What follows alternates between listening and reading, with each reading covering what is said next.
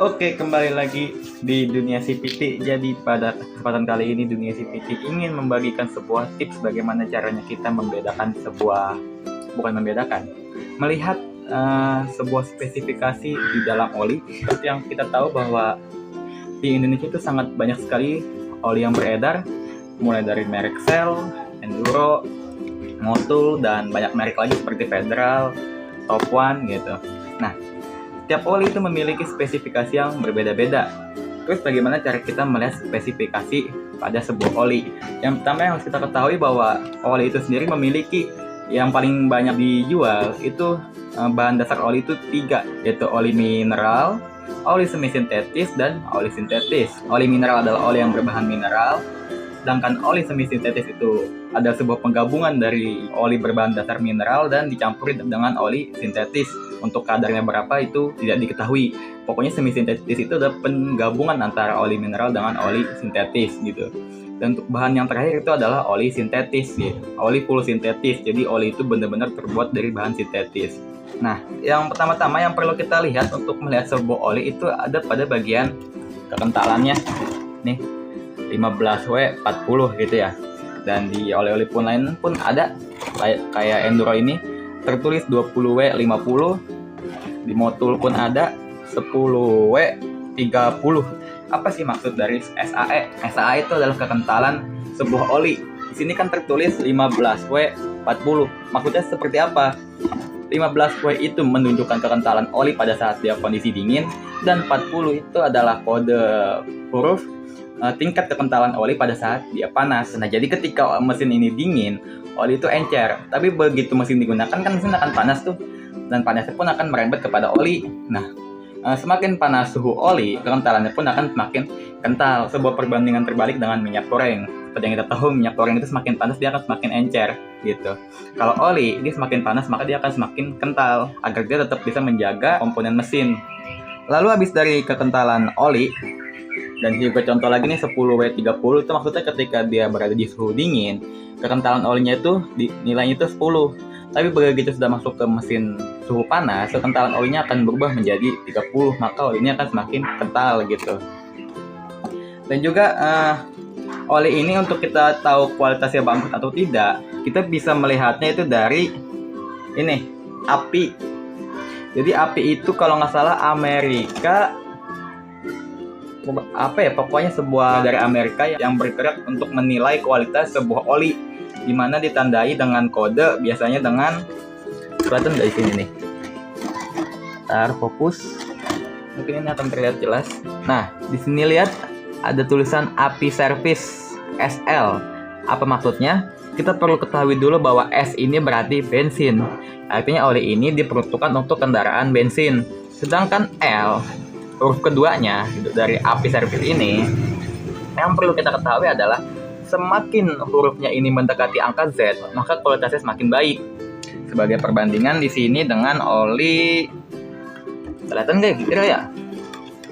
Ada burung lagi. Nah, ini mungkin terlihat juga bahwa pada oli motor pun sama. Di sini ada tulisannya API SL. Berarti ini oli yang diperuntukkan untuk motor bensin, untuk kendaraan bensin, dan juga untuk kualitasnya itu berada di L. Semakin dekat ke Z, maka kualitasnya akan semakin baik gitu. SG sama SL bagusan mana? Kita tinggal lihat yang mendekati huruf Z itu huruf L atau huruf G. Begitupun dengan SG dan SJ. Kita tinggal melihat saja gitu. Semakin huruf itu dekat kepada huruf Z, maka kualitasnya akan semakin baik. Sebagai contoh di sini SL ini memiliki spesifikasi yaitu API SN. Semoga aja kelihatan. Mana ya? Nih, API SN. Di sini nih, rada-rada burem. Iya, burem.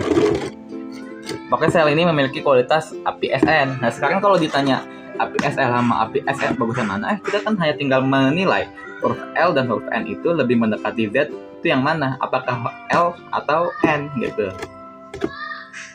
Maka kan yang lebih mendekati Z adalah API SN. Maka bisa disimpulkan bahwa secara kualitas pelumasan sel ini lebih baik. Bukan berarti tarikan lebih enteng, kan itu balik lagi akan kepada selera. Ada yang lebih suka ini, ada juga yang lebih suka ini. Cuma menurut spesifikasi bahwa oli ini lebih baik daripada ini untuk kualitas pelumasan. Kurang lebih seperti itu. Sekarang masuk kepada spesifikasi JASO. JASO itu adalah penilaian dari Jepang. JASO ini sebenarnya lebih simpel daripada penilaian API. Mengapa bisa disimpulkan seperti itu? Karena penilaian JASO itu cuma ada 3. JASO MA, MB, dan MA2. JASO MA itu untuk motor gigi ataupun motor kopling basah. Sedangkan MB itu untuk matic. MA2 itu adalah tingkat yang lebih lanjut daripada JASO MA.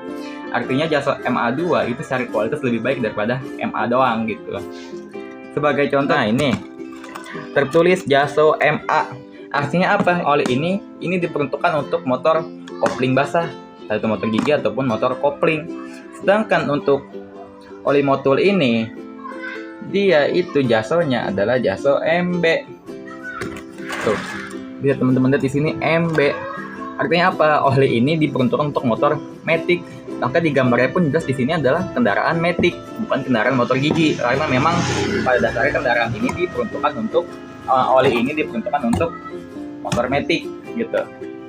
Biasanya oli matic itu dia lebih licin daripada oli manual. Makanya kasus yang sering terjadi ketika oli matic dituangkan di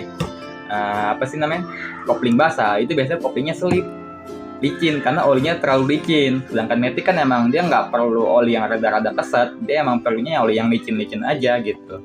Jadi begitulah untuk kita cara menilai sebuah spesifikasi dari oli. Jadi buat teman-teman semua udah nggak usah bingung lagi nih, gue mau pilih oli tapi olinya yang kayak gimana gitu ya. Teman-teman bisa pelajari aja gitu dari setiap oli-oli yang teman-teman pengen pilih, olinya itu oli yang seperti apa. Apakah oli mineral, oli semi sintetis, atau oli full sintetis. Dan juga untuk kekentalannya itu selera aja sih sebenarnya. Teman-teman lebih suka oli yang lebih kental ataupun lebih cair. Kalau untuk motor baru, saya nggak menyarankan teman-teman untuk menggunakan oli yang kental.